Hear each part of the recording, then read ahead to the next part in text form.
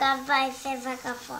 עצמת העיניים נמר קטן אמרה עם הזו וטפחה עליו בעדים. אבל הנמר הקטן לא רצה לעצום את העיניים.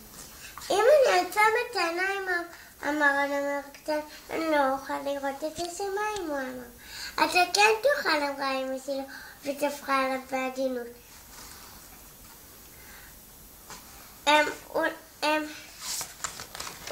אתה תוכל אפילו לרחב בין העננים. ושירד הלילה, הירח יושיב אותך על הברכיים שלו. הנמר הקטן התהפך והקשיב לעלים שבשבשו מעל ראשו. אם אני אעצום את העיניים, אני לא אוכל לראות את העץ, הוא אמר לאמא שלו.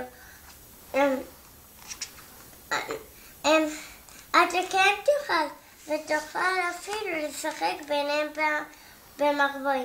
עד שהלילה ימצא אותך ויביא אותך הביתה. אבל לא אוכל לראות את הציפורים הנוצות הכחולות, אמר הנמר קטן. אתה כן תוכל לראות ציפורים בכל מיני צבעים, ואולי תוכל אפילו לעוף. מה יקרה אם הנמר הקטן מתח את הכפות שלו, אבל הוא אמר, מה יהיה אם אני אפול? שאל, אמר הנמר הקטן. אני אהיה שווה, תפוס אותי. מה יהיה אם אני אלך לאיבוד? הוא אמר, אני אמצא אותך.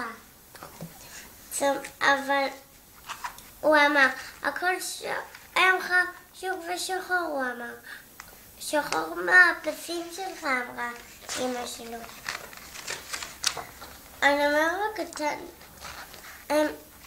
אמא שלו אמרה, אני אהיה כאן, אז אעצום את העיניים. אולי אני אחלום על ההרים, הוא שאל שגר שם הגשם. אולי תחלום על המדבר, אמרה אמא שלו, שאין פה גשם בכלל. ואולי תחלום על הים שגדול ממש כמו השמיים. עצום את העיניים, נמר קטן. אני אהיה כאן, אז עצום את העיניים. תראה, תראה, תראה.